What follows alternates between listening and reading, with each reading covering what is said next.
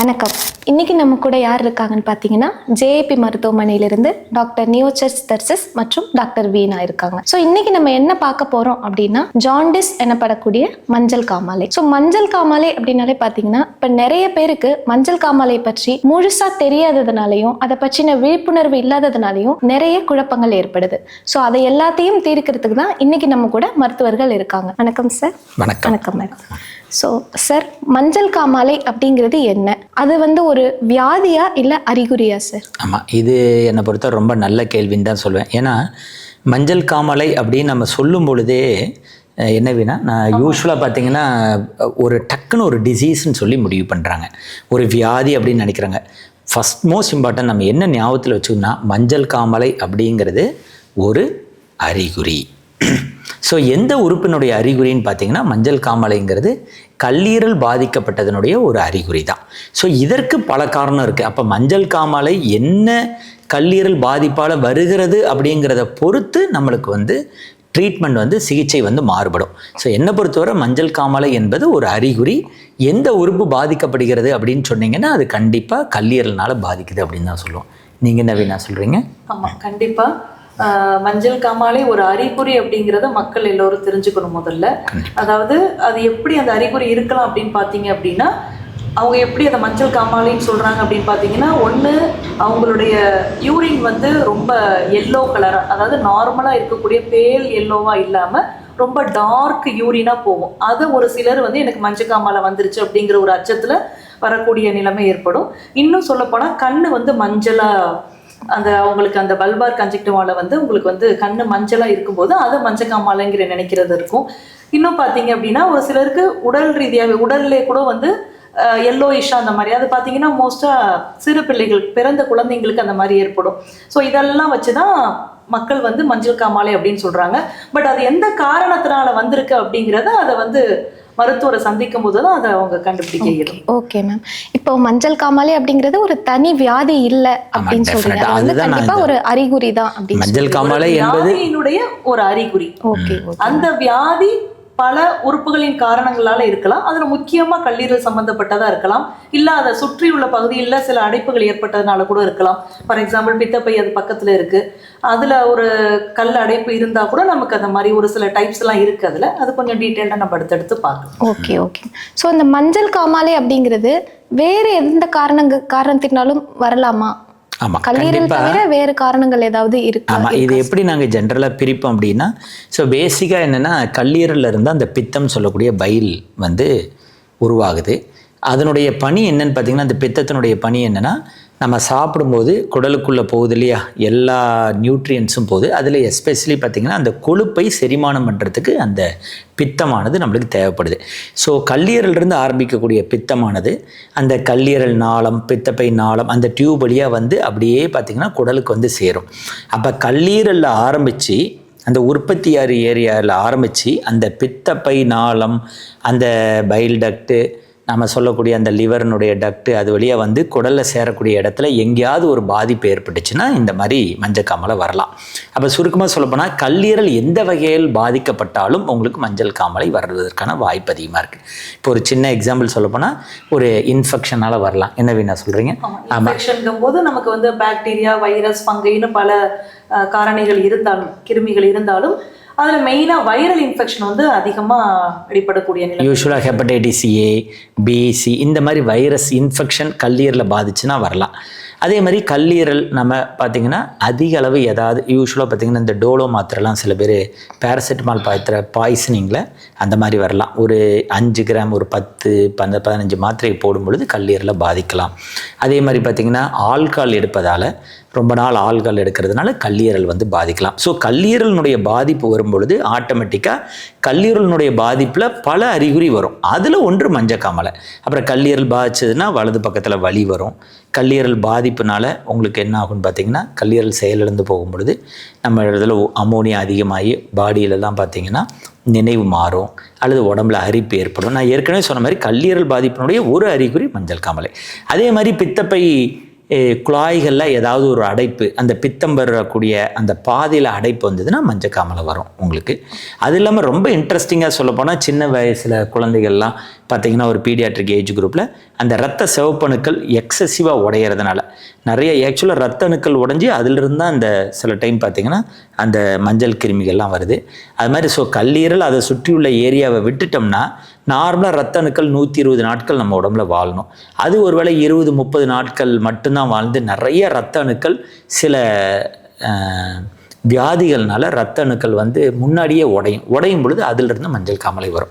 ஆனால் நான் சமுதாயத்துக்கு இங்கே பதிவு பண்ண விரும்புவது என்னென்னா, மஞ்சள் காமலைங்கிறது ஒரு வியாதி அல்ல, அது ஒரு அறிகுறி. மஞ்சள் காமலை இருந்தால் என்ன காரணம் என்பதை நீங்கள் மருத்துவரிடத்தில் கலந்து ஆலோசித்து அதை தெரிஞ்சுக்கணுங்கிறத நான் விரும்புகிறேன். Okay sir. ஸோ இப்போ இந்த கல்லீரல் பாதிப்பில் தான் மஞ்சள் காமாலை வரும் அப்படின்னு சொல்லியிருக்கீங்க. ஸோ கல்லீரல் பாதிப்படைஞ்ச எல்லாருக்குமே இந்த மஞ்சள் காமாலை இருக்குமா? பொதுவாக பார்த்தீங்கன்னா கல்லீரல் பாதிப்பு வந்தால் மோஸ்ட்லி மஞ்சள் காமலை வரும். சில ரேர் டிசீஸ், கிளைக்கோஜன் ஸ்டோரேஜ் டிஸார்டர்னு சொல்லுவாங்க.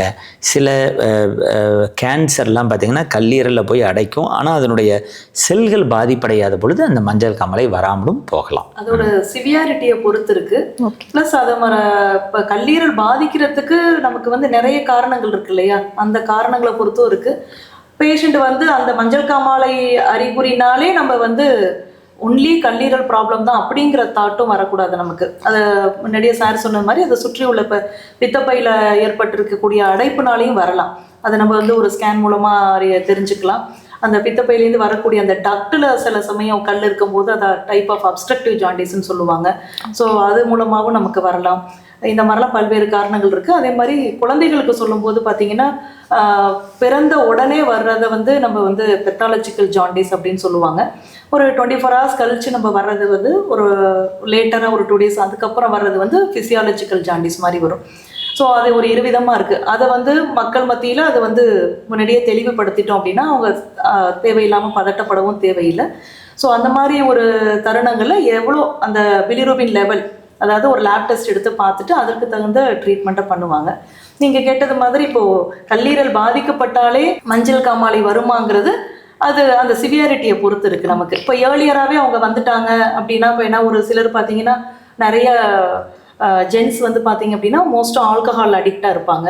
ஸோ அப்போ அந்த மாதிரி பர்சன்ஸுக்கு மஞ்சள் காமாலையை விட மற்ற அறிகுறிகள் நிறையவே ப்ரெசென்ட் ஆகலாம். ஸோ அந்த மாதிரி சமயத்தில் நம்ம அதோட பேஷண்ட்டோடைய ப்ரெசன்டேஷனையும் அவங்க கூறுகின்ற அறிகுறிகளை வைத்துதான் நம்ம எந்த உறுப்பு பாதிக்கப்பட்டிருக்கு, எந்த நிலைமையில பாதிக்கப்பட்டிருக்குங்கிறத நம்ம அடுத்தடுத்து இன்வெஸ்டிகேஷன் மூலமா கண்டுபிடிக்கணும். ஓகே. ஸோ இப்போ இந்த மஞ்சள் காமாலைக்கு அடுத்து என்னென்ன டெஸ்ட் எடுக்கலாம், எந்தெந்த டெஸ்ட் மூலமா மஞ்சள் காமாலையை கண்டுபிடிக்க முடியும்? ஆமாம், முதல்ல மஞ்சள் காமாலைக்கு என்ன பண்ணுவாங்கன்னா, பொதுவாகவே மஞ்சள் காமாலைக்கு நாங்கள் தனியாக ஒரு சீரம் பிலிருபின் அப்படிங்கிற டெஸ்ட் பண்ணலாம், பிலிருபின்னு. ஆனால் பொதுவாக நான் ஏற்கனவே சொன்ன மாதிரி இது நிறைய ப்ராப்ளம் கல்லீரல்னால தான் வர்றதுனால ஒரு லிவர் ஃபங்க்ஷன் டெஸ்ட்ன்னு சொல்லி கம்ப்ளீட்டாக முழுவதுமாக அந்த கல்லீரலை பற்றி சொல்லக்கூடிய அந்த லிவர் ஃபங்க்ஷன் டெஸ்ட்டுங்கிற பரிசோதனையை பண்ணினோம்னா நம்மளுக்கு அந்த என்ன காரணத்தினால அந்த மஞ்சள் காமாலை வருகிறது, மஞ்சள் காமாலை எவ்வளோ அளவில் உள்ளது அப்படிங்கிறத அந்த எல்எஃப்டிங்கிறது சொல்லும். அதுக்கப்புறம் பார்த்திங்கன்னா ஏற்கனவே சொன்ன மாதிரி பித்தப்பையில் அடைப்பெல்லாம் இருந்ததுன்னா டாக்டர் வீணா சொன்ன மாதிரி ஸ்கேனில் தெரியும் நம்மளுக்கு பித்தப்பையில் அடைப்பு இருக்குங்கிறது. சில டைம் பார்த்திங்கன்னா நம்மளுக்கு பிளட் டெஸ்ட்டில் ஒரு மறைமுகமாக சொல்லலாம். பட் பித்தப்பையில் அடைப்பு இருக்கிறது நம்ம சிம்பிளாக சொல்லப்போனால் அல்ட்ராசவுண்ட் ஸ்கேனில் பண்ணலாம்.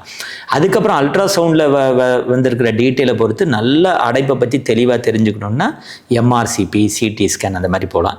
சிம்பிளாக சொல்லப்போனால் ஈவன் ஸ்மால் யூரின் டெஸ்ட்டில் கூட நம்ம மஞ்சள் காமாலையை நம்மளால் கண்டுபிடிக்க முடியும்.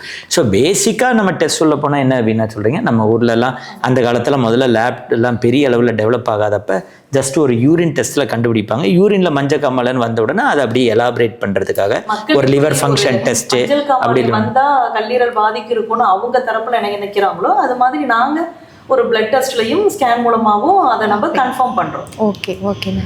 ஸோ இப்போ இந்த மஞ்சள் காமாலைங்கிறது ஒரு குணப்படுத்தக்கூடிய ஒரு அறிகுறி தானே, அறிகுறின்னு சொல்லிட்டீங்க, அது குணப்படுத்தக்கூடியது தானா? ஆமாம், குணப்படுத்தக்கூடியதா அப்படிங்கிற சொல்கிறது தான் எந்த காரணத்தினால வரக்கூடியது தான் குணப்படுத்தக்கூடியது. இப்போ ஒரு உதாரணத்தை பார்த்தீங்கன்னா ஒரு சாதாரண இன்ஃபெக்ஷன்னால் ஒரு கல்லீரல் பாதிச்சதுன்னா பெரும்பாலும் அது வந்து குணப்படுத்தக்கூடியதாக இருக்கும். ஒரு உதாரணத்துக்கு ஹெப்படைட்டிஸ் ஏ வைரஸ் எடுத்திங்கன்னா அந்த ஹெப்படைட்டிஸ் ஏலாம் பார்த்திங்கன்னா வந்துட்டு ஒரு 15 நாள் 20 நாள் 3 வாரம் இருந்துட்டு தானாகவே சரியாகும் நிறைய டைம். ஸோ அது வந்து பார்த்திங்கன்னா நம்ம அந்த லிவருக்கு சப்போர்ட்டிவ் மெடிசின்ஸ் கொடுத்தா போதும் தானாகவே சரியாக. இப்போ அதில் பார்த்திங்கன்னா மஞ்சள் காமலை முற்றிலும் குணமாயிரும். அல்லது ஒரு மலேரியானால் மஞ்சள் காமலை வரலாம். அப்போ மலேரியானால் வருதுன்னா மலேரியாவுக்கு மருந்து கொடுக்கும்போது சரியாகக்கூடிய வாய்ப்பு இருக்குது. நம்மளுக்கு எலிஜுரம்னு சொல்லக்கூடிய லெப்டோஸ்பைரோசினால் மஞ்சள் காமலை வரலாம். ஸோ இந்த மாதிரி கிருமிகள்னால கல்லீரல் பாதிக்கப்படும் பொழுது அந்த கிருமியை ஒழிக்கக்கூடிய மருந்துகளை நம்மளுக்கு கொடுக்கும் பொழுது மஞ்சள் காமலை முற்றிலுமாக குணமாகறதுக்கான வாய்ப்பு இருக்குது. ஒருவேளை மஞ்சள் காமலை லிவரில் இருக்கிற கேன்சர்னால் வருது, அல்லது நம்மளுக்கு வந்து லிவர் வந்து ஏதோ ஒரு காரணத்தினால லிவர் முற்றிலுமாக பாதிக்கப்பட்ட பிறகு கடைசி நேரத்தில் மஞ்சள் காமலை வரும். சில பேர் ஆல்கால்லாம் எடுத்து லிவர்லாம் சுருங்கினதுக்கப்புறம் ஒரு மஞ்சள் காமலை வரும் பாருங்க. அதுக்கப்புறம் தாண்டும் போது நம்ம வந்து அது ஒரு குணப்படுத்தக்கூடிய குணப்படுத்துறதுங்கிறது கம்ப்ளீட் கியூர் கொடுக்குறதுங்கிறது ஒரு டிஃபிகல்ட்டானதாக இருக்கும். அதர்வைஸ் இந்த சார் சொன்னது மாதிரி ஒரு இன்ஃபெக்ஷன் ரிலேட்டடாக வருது, ஹெப்படைட்டிஸ்லேயே A, B, C, D, E virus வரைக்கும் இருக்குது. ஸோ அதில் அந்த A, E இதெல்லாம் இருக்கும்போது நம்ம வந்து ஒரு சீக்கிரமாக குணப்படுத்த முடியும் பேஷண்ட்டை சீக்கிரமாகவே வர்ற இதில். ஏன்னா அதில் அவங்களுக்கு வந்து மஞ்சள் காமாலை மட்டும் இல்லாமல் கூடவே மற்ற அறிகுறிகளும் இருக்கும். ஃபீவர் இருக்கலாம், அப்புறம் வாமிட்டிங் இருக்கலாம். ஸோ இந்த மாதிரி ஒரு சில கூடுதலாக ஒரு 4-5 அறிகுறிகள் இருக்கும்போது அவங்களும் வந்து ஈஸியாக வரும்போது நமக்கு அந்த இன்ஃபெக்ஷன் அசோசியேட்டடாக இருக்குங்கிறது நம்ம ஏர்லியராகவே பேஷண்ட்டோட ஹிஸ்ட்ரி வச்சு நம்ம அசஸ் பண்ணிடலாம். ஒரு கன்ஃபர்மேட்டரிக்கு டெஸ்ட்டையும் எடுத்து கன்ஃபார்ம் பண்ணிட்டு அந்த மாதிரி இன்ஃபெக்ஷன் ரிலேட்டடாக உள்ளதை we will clear it earlier. அதே மாதிரி பித்தப்பையில் கல் ஏதாவது இருந்தாலும் அடைப்பு இருந்தாலும் ஒன்ஸ் பித்தப்பையில் இருக்க கல்லை வந்து பித்தப்பையிலிருந்து வரக்கூடிய அந்த பாதையில் பைல் டக்ட்னு சொல்லக்கூடிய அந்த பித்த நாளங்கள்லேயோ அழைக்கப்படு. ஸோ அந்த டியூப்பில் இருக்கிற ஸ்டோனை வந்து நம்ம ERCPங்கிற ஒரு மெத்தடில் அந்த ஸ்டோனை ரிமூவ் பண்ணாலும் உங்களுக்கு வந்து மஞ்சள் காமலை முழுவதுமாக சரியாகும். ஸோ மஞ்சள் காமலைங்கிற அறிகுறி எந்த காரணத்தினால வருகிறது என்பதை பொறுத்து தான் அந்த ஜாண்டிஸ் வந்து முற்றிலும் குணமாகுமா இல்லையாங்கிறத நம்ம சொல்ல முடியும். ஸோ ஜாண்டிஸ்னு ரைட், இதை வந்து முற்றிலும் குணமாக்கிடலாம் அப்படிங்கிறதும் தவறான வாதம். ஜாண்டிஸ் வந்துருச்சு என்னால் குணமாக்கவே முடியாது என்பதுங்கிறது, நான் ஏற்கனவே சொன்ன மாதிரி ஜாண்டிஸ்ங்கிறது உள்ளே இருக்கிற அந்த கல்லீரலில் அதை சுற்றியுள்ள இருக்கிற உறுப்புகள் இருக்க பாதிப்பினால் வருது. ஸோ என்ன காரணங்கிறத கண்டுபிடிச்சி அந்த காரணத்தை தீர்க்க முடியக்கூடிய காரணமாக இருந்தால் ஜாண்டிஸ் வந்து சரியாகிவிடும் என்பதுதான் உண்மை. Okay sir, okay. ஸோ இப்போ இந்த மஞ்சள் காமாலைக்கு இப்போ மோஸ்ட்லி இப்போ கிராமத்தில் இருக்கவங்கெல்லாம் பார்த்தீங்கன்னா கீழா நெல்லி அப்படின்னு ஒன்று சொல்கிறாங்க. அது சாப்பிட்டாலே இது முற்றிலும் குணமாயிடும் அப்படின்னு சொல்கிறாங்க. ஸோ அது எவ்வளோ தூரத்துக்கு உண்மை? சாப்பிட்டா சரியாயிடும்? அது அந்த மாதிரி பார்த்தீங்க அப்படின்னா இது ஒரு பொதுவான எல்லாருக்குமே தெரிஞ்ச அது ஒரு நாட்டு வைத்தியம் மாதிரி தான் சொல்லலாம். இப்போ அப்படி இருக்கும்போது பார்த்தீங்க அப்படின்னா ஒரு சிலது வந்து காரணங்கள் நம்ம சொன்னோம் இல்லையா, இப்போ இன்ஃபெக்ஷன் ரிலேட்டடாக சொன்னோம், அதை வந்து சீக்கிரம் குணப்படுத்திடலான்னு சொன்னோம் இல்லையா. ஸோ அதுக்குன்னு ஒரு பர்டிகுலர் பீரியட் ஆஃப் டைம் இருக்கும். அதோட சிவியாரிட்டி ரிலேட்டடாகவும் நம்ம அதை குணப்படுத்தணும்னு யோசிக்கும் போது அவங்க வந்து ஒரு கீழா நெல்லியை மருந்தாக உட்கொள்ளும் போது அது ஒரு இன்ஃபெக்ஷன் ரிலேட்டடாக இருக்கும்போது சில செல்ஃப் லிமிட்டிங் இல்னஸ் இருக்கும் வைரஸ் இன்ஃபெக்ஷனில் வர்றது. ஸோ அது ஆட்டோமேட்டிக்காகவே ஒரு பர்டிகுலர் டேஸ் ஆனதுக்கப்புறம் தானாகவே அந்த கிருமி அழிஞ்சிடுறப்ப என்ன ஆயிடுது, அது குணமாயிருது. அது மேபி அது கீழா நெல்லி குடிச்சதுனால தான் கம்ப்ளீட்டாக க்யூர் ஆகுதுங்கிற ஒரு அவங்களுடைய சிந்தைக்குள்ள இருக்கிறதுனால நம்ம வந்து கீழா நெல்லி குடிச்சாலே மஞ்சள் காமாலை சரியாயிரும் அப்படிங்கிற மாதிரி. ஏன்னா அவங்கள பொறுத்தளவில் மஞ்சள் காமாலைங்கிறது ஒரு நோய், நம்மள மருத்துவ ரீதியாக வந்து பார்த்தீங்கன்னா மஞ்சள் காமாலைங்கிறது ஒரு அறிகுறி.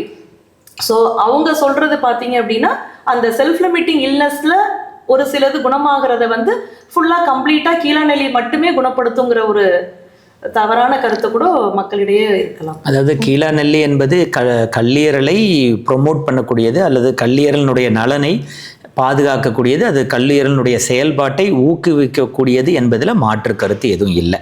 பட் எங்கே கீழா நெல்லி ரொம்ப நம்மளுக்கு ஹெல்ப்ஃபுல்லாக இருக்குன்னா, ஒரு டாக்டர் வீணா சொன்ன மாதிரி இப்போ இந்த ஹெப்படைட்டிஸ் ஏங்கிற வியாதிலாம் அதனால் ஒரு கல்லீரல் பாதிப்பு வந்து அதனால் ஒரு மஞ்சக்காமரை வரும்போது அது 3 வாரம் 4 வாரத்தில் தானாக சரியாயிரும். அந்த ஹெப்படைட்டிஸ் ஏங்கிறது நம்ம உடம்புல வந்து கல்லீரலில் பாதித்து ஒரு 3-4 வாரத்தில் சரியாயிரும்.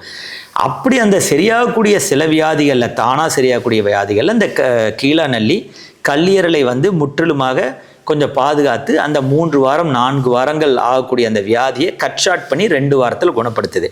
ஆனால் இந்த கீழா நெல்லி விஷயத்தில் எங்கே நம்ம ஏமாந்து போகக்கூடாதுன்னா, அதாவது வேறு செல்ஃப் லிமிட்டிங் இல்னஸ் தானாக சரியாகக்கூடிய வியாதி இல்லாமல் வேறு வியாதிகள்னால வர்ற மஞ்சள் காமாலைக்கும் கீழா நெல்லி குணப்படுத்தும் என்று ஒரு தவறான நம்பிக்கையில் ஏமாந்துடக்கூடாது. நான் சென்னை மருத்துவக் கல்லூரியில் ஒரு தடவை எம்டி படிக்கும் பொழுது பார்த்திங்கன்னா ஒரு பேஷண்ட் வந்து நினைவு இல்லாமல் கொண்டு வந்தாங்க. பார்த்திங்கன்னா 2 வாரங்களாக பேஷண்ட்டுக்கு வந்து நல்ல ஃபீவர், குளிர் நடுக்கம். ஸோ அதுக்கு கீழே நெல்லி கொடுத்துட்டே இருந்திருக்காங்க. கொடுத்துட்டு பார்த்திங்கன்னா 2வது வாரத்தினுடைய முடிவில் அந்த பேஷண்ட் வந்து கோமாவுக்கு போயிடுறாங்க. அப்போ எங்களை பொறுத்தவரை என்னென்னா, ஃபீவர் வந்து நல்ல குளிர் நடுக்கம் வந்து கண்ணெல்லாம் மஞ்சளாக இருக்குன்னா நிறைய டைம் நாங்கள் வந்து மலேரியாவை தான் திங்க் பண்ணுவோம். ஸோ உடனே அவசரமாக நாங்கள் பிளட் எடுத்து மலேரியாவுக்கு டெஸ்ட் அனுப்புனா ஏகப்பட்ட மலேரியா கிருமிகள் ரத்தத்தில் இருக்குன்னு வந்தோடனே அந்த மலேரியா கிருமிக்கான அந்த எதிர்ப்பு மருந்தை ஆன்டிபயோட்டிக் உடனே கொடுத்த உடனே ஜஸ்ட் 12 to 24 ஹவர்ஸில் பேஷண்ட் வந்து கண்ணு முழிச்சிட்டாங்க நல்லா. ஸோ அப்போ என்ன சொல்ல வரேன்னா, அப்போ மலேரியாங்கிற கிருமி நம்மளாக கண்டுபிடிச்சி அதை ஒழிக்காத வரை தானாக சரியாக வாய்ப்பில்லை. அப்போ அந்த இடத்துல கீழாநெல்லி கொடுத்து நம்ம ஏமாந்துடக்கூடாது. ஒரு பித்தப்பை நாளத்தில் ஒரு கல் அடைப்பு இருக்கும், அதனால் வர்ற மஞ்சக்காமலைக்கு நம்ம கீழாநெல்லி கொடுத்து ஏமாந்துடக்கூடாது. அப்போ அது அந்த அடைப்புனால வருதுன்னா அந்த கல்லை நம்ம அறுவை சிகிச்சை மூலமாக அந்த கல்லை எடுத்தால் அந்த பித்தம் ஃப்ளோ கரெக்டாகிடும். அப்போ இந்த மஞ்சக்காமலை ரிலீவ் ஆயிரும். அதனால நம்ம என்ன புரிஞ்சுக்கணும்னா, மஞ்சள் காமாலை ஒரு அறிகுறியா நோயான்னு ஃபர்ஸ்டே கேட்டீங்க இல்லையா? அப்ப அந்த மஞ்சள் காமாலை வந்து ஒரு அறிகுறிங்கிறது மக்கள் மனசுல இருந்தாலே அது ஒரு ஏர்லியரா வந்து ட்ரீட்மெண்ட் எடுத்துக்கணுங்கிற ஒரு உந்துதல் அவங்களுக்கு இருந்துரும்.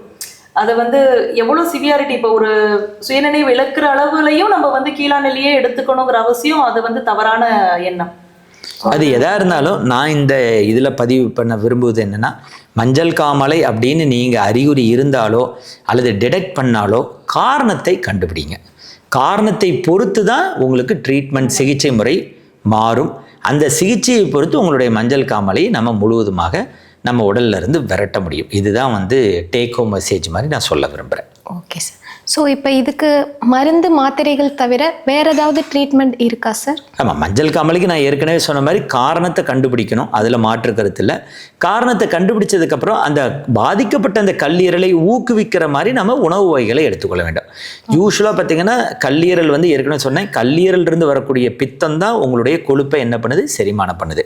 அப்போ கல்லீரல் இப்போ கஷ்டப்படுது, கல்லீரல் பாதிப்பு அடையும் பொழுது நீங்கள் கொழுப்பு ரிலேட்டடாக நிறைய ஃப்ரைட் ஐட்டம், நான் வெஜிடேரியன் நிறைய எடுக்கும் பொழுது அப்போ நம்ம உடல் வந்து கல்லீரலுக்கு ப்ரெஷர் கொடுக்குது. எது கொடுக்குது? அந்த கொழுப்பை செரிமானம் பண்ணுறதுக்காக ஒரு ப்ரெஷர் கொடுக்குது. அப்போ கல்லீரல் ஓவராக வேலை செஞ்சு அந்த பித்தத்தை ப்ரொடக்ஷன் பண்ண வேண்டிய சூழ்நிலைக்கு நம்மளுக்கு தள்ளப்படுது. அப்போ நீங்கள் நான்வெஜ் அவாய்ட் பண்ணும் பொழுது நம்ம உடலுக்கு பித்தம் தேவையில்லை. அப்போ கல்லீரல் அதிகப்படியாக ஒர்க் பண்ணி அந்த பித்தத்தை வெளியேற்ற வேண்டிய அவசியம் இல்லை. அதனால் நான்வெஜ்ஜை கண்டிப்பாக அவாய்ட் பண்ணணும். நிறைய பழங்கள், காய்கறிகள் எடுத்துக்கொள்ளணும். அப்புறம் உங்களுக்கு வந்து கல்லீரலினுடைய மிக முக்கியமான பணி என்னென்னா, நம்ம இப்போ சாப்பிட்ற உணவில் இருக்கிற குளுக்கோஸினுடைய ஒரு பகுதியை அது கிளைக்கோஜனாக சேமித்து வச்சுருக்கு. அப்போ கல்லீரல் பாதிக்கும் பொழுது குளுக்கோஸ் வந்து சேமிக்கப்பட முடியாமல் போயிடுது. அதனால் அடிக்கடி நம்மளுக்கு சர்க்கரை சத்துள்ள உணவுப் பொருட்கள் தேவை. அப்போ இயற்கையாக சர்க்கரை சத்துள்ள உணவுப் பொருட்களான அந்த பழங்களை நம்ம அடிக்கடி எடுத்துக்கிற மாதிரி இருக்கும். அப்புறம் இந்த கீழாநெல்லி இது போன்ற லிவர் சப்போர்ட்டிவ் மெடிசன்ஸையும் நம்ம எடுத்துக்கிட்டோம்னா பெட்டராக இருக்கணும். கல்லீரலில் பாதிக்கக்கூடிய மருந்துகள் ஏதாவது மாத்திரைகள் இருப்பின் அதை உடனடியாக நம்ம அவாய்ட் பண்ண பார்க்கணும். Okay sir, okay sir.